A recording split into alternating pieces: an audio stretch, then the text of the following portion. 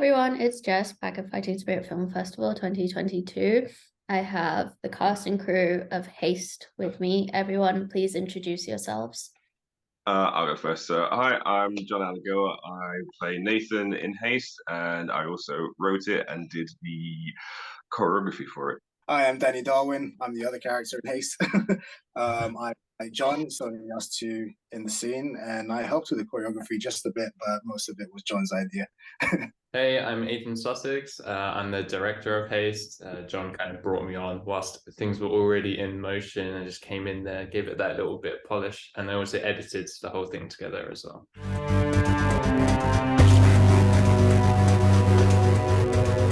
Can you tell me how everyone came on board the project? So basically, it's kind of like, I know, if I had like an eye patch and a trench coat, I basically did a bit of a Nick Fury to try and get people together. So I'll try and get this anecdote as quick as possible. So basically, I got told about this audition for some other film. And then when I got there, like Danny was there. It's like, oh, cool, it's Danny, it's someone I can work with. It was a bit of a strange one, and it lasted an hour, but at least it was like something that we could feature in and kind of show off what we could do. And then the guy asked me to get my friend Carlos, who I worked with quite a lot of it, he's a cinematographer. And then basically the guy was weird, so we ended up. All three of us ended up not doing it, but then I just said to Danny, well, why don't we just do our own stuff? But then Carlos is free, so why don't we get him to get involved? And then we kind of grew from there. So where I've done stuff before and I've directed it, it's kind of, if I'm trying to remember choreography and acting and all this other stuff, like putting directing on top of that, it just doesn't help. Doesn't help the quality either. So at one of the previous Fighting Spirits, so 2018 maybe, I met Aeddan, and then kind of kept in touch, and then I just asked him like, okay, I've got this project that I'm working on, here's the kind of basic thing, and then asked me if I wanted to get involved, and he said yes, which is very good. I don't remember, did you ask me in person at Fighting Spirit, or was it over message? Yeah, no, I think we basically, I spoke to you in 2018 and 19, and then because we were in the kind of WhatsApp chat group, I think I had your number, so I thought just like, hey, how's it going? Enjoying COVID? Want to get on this film with us, kind of thing. Yeah, and then we just kind of like took it from there.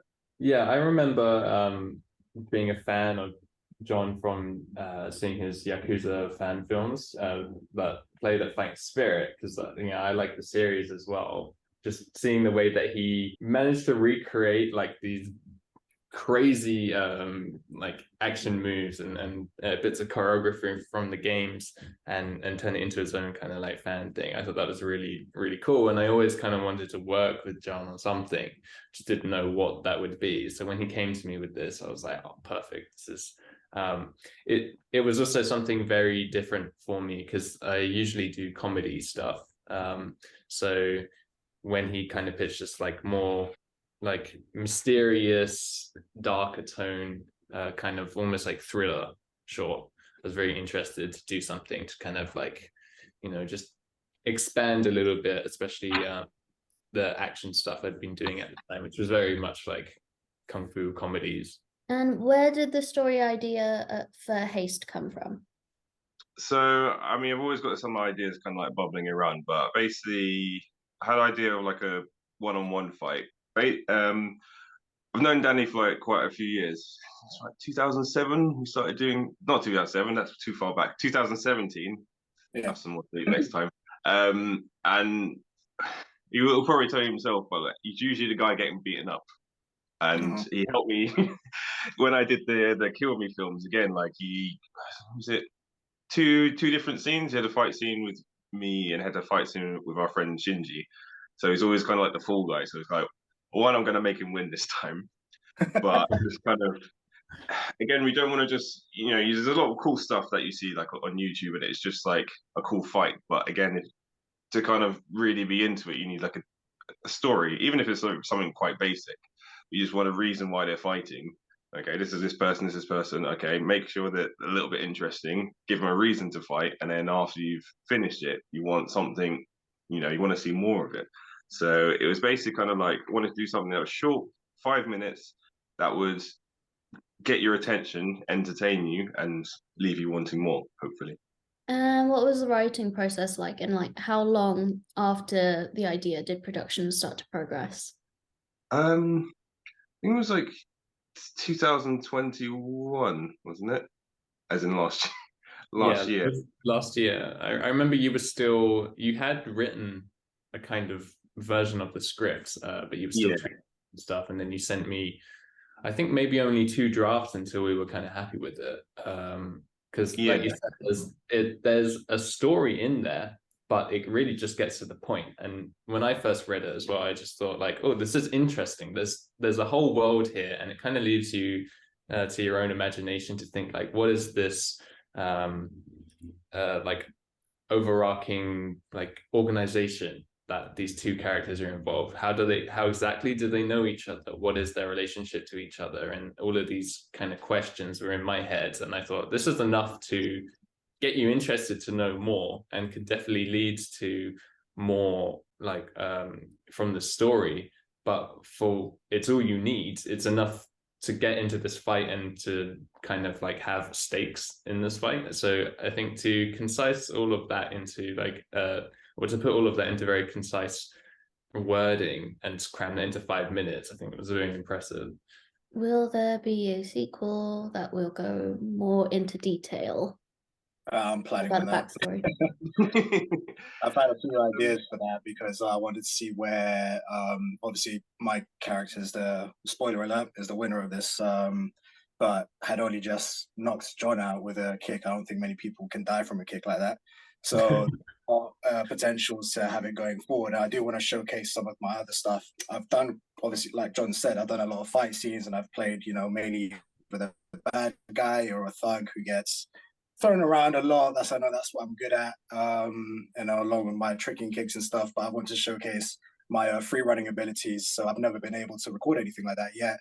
And without wanting to reveal too much of what I had in mind for the story, I still need to discuss this with Aeddan and Jon, and possibly someone who has more skill in writing than I do. That's not really my strong suit, but something that leads straight after that fight has ended, and then continue on the story so you can get a better outlook onto what this world has to offer and that we've tried to write into, So that's just my idea for now. I have a vision for it, and I do want to portray more of a chase scene with fighting involved, because that's what we do is just fighting and running away. So we'll see. Well, I can definitely see that going down a John Wick 3 kind of route where it's just like everyone's after you and you're just on the run. Yeah, you know what? Obviously, that's going to be on everyone's mind, but I had more of I think I got more of the inspiration from it's a Donnie Yen film, Point Blank, is it? I forgot the name now. But anyway, that's the one, Flashpoint. So when they do that whole chase sequence and stuff, I wanted to have something of that element in it. But again, I don't want to spoil anything that I might or might not do. I'll need to get a bit more of a team behind it. But I'd like to do a little bit more of a kind of a guerrilla filmmaking where, going to down that old route where we don't have to ask permission of where to film and we just kind of go for it. Obviously, you see the place that we filmed in. There's quite a bit of work that goes into getting a location like that, and I think that was one of the hardest hurdles we had to step over. That actually leads me nicely to my next question: is how did you find the building for filming, and what were the difficulties with filming on this location? Yeah, well, I just kind of found it on Google. I think I was just looking around for interesting locations. I remembered it from before. I had scouted kind of places similar to that, so I had a general idea of places, but then I just thought, oh, this is perfect. This whole film is contained in one location, so why not make that location really beautiful to look at? And I think the fact, like with the stained glass windows and it being just a perfect open space, it really did just elevate the whole film to kind of a next level, add a whole new layer to it. In terms of stories about filming at the location, we did have quite a few hardships there. Cheers. hundreds of chairs we had to take out and put in Oh God. for filming and afterwards. Chairs. Yeah, it took about an hour just clearing the location each time we had to film that. And I mean, we should say we filmed the majority of this in one day. Well, I guess a half day as well. And then we sort of got kicked out right at the very end because we were running over. We were literally on the last We hadn't shot. run over yet, but yeah, actually, we still had about half an hour. Yeah, because I think basically like it's they use it for weddings and stuff, so they wanted to show like some couple around, but like by the time we'd got out and done stuff, the couple still hadn't arrived. So and they even if we'd gone over by an hour, we'd have to spend like I don't know, as it was 100 or 200 or something. Basically, we got another day there, and that extra day we got I think it was like 2 hours we got to film there. Was actually cheaper than if we went overtime. So it was kind of like it was annoying, but it's a bit of a blessing in disguise because we got to film the bit that we missed, but also some of the stuff that we did film. It was kind of like it was good enough, but obviously it can always be better. And all the kind of like classic things that you see are always they've had time to do it. They've had like loads and loads of takes to kind of get stuff and make sure it's perfect before they finish. So that was helpful. Can you tell us about the cinematography and Carlos Garcia Buenaventura's work on the film? So when I was kind of like starting off acting a couple of years into it, Carlos was a film student, and I did like a short film with him. And then we've kind of just kept in touch since then. We've kind of collaborated. We've done about 4 or 5 things before this. Most of them kind of like martial arts stuff. But Carlos had his own red camera, so obviously it's always going to look really good with that. I'll just talk about the kind of cinematography in regards to the fight first, and I'll let Aeddan take it about the venue and filming stuff and apples. But yeah, we did like a previs. So Danny came to where I teach taekwondo, and then Aeddan came as well. So we kind of filmed it, thought about the kind of angles. So then when we actually got into there, you know, you're not kind of like thinking, oh, we need to be this side. Like we know what we need to do. We just need to film it and get it right.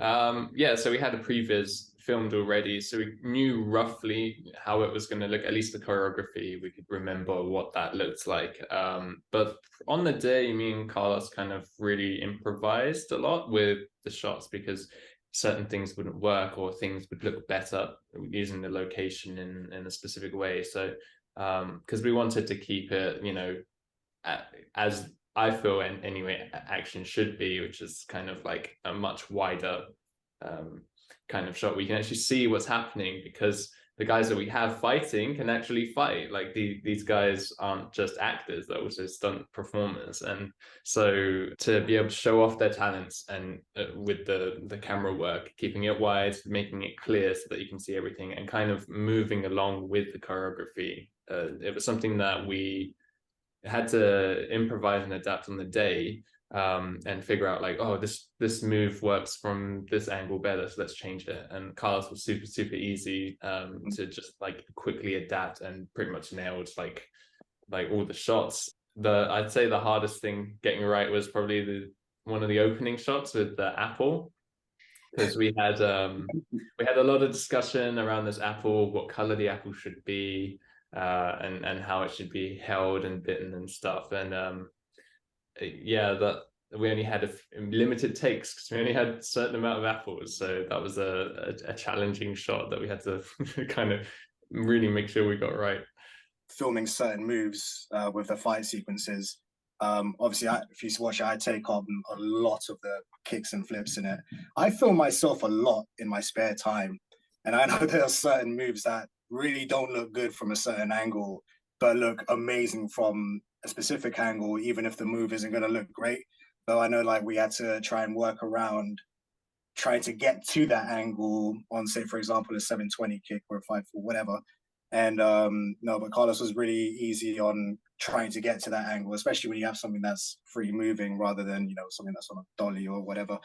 But yeah, that was easy to work with, and getting to those angles that I wanted for certain moves. So yeah. Yeah, just going back to like the history of Carla. So like the first one we did, it was like the first time he ever filmed action, and then obviously the more you do it, the better you get at it. So I think we filmed about four different action pieces, and then what was it? I think 2019, his sister had a film in it as well, which I did the fight choreography for as well. So he's kind of someone whose his skill keeps getting better at filming action as well. So it's really kind of good to have that, someone who's got the kind of know-how and the enthusiasm and the experience all in one.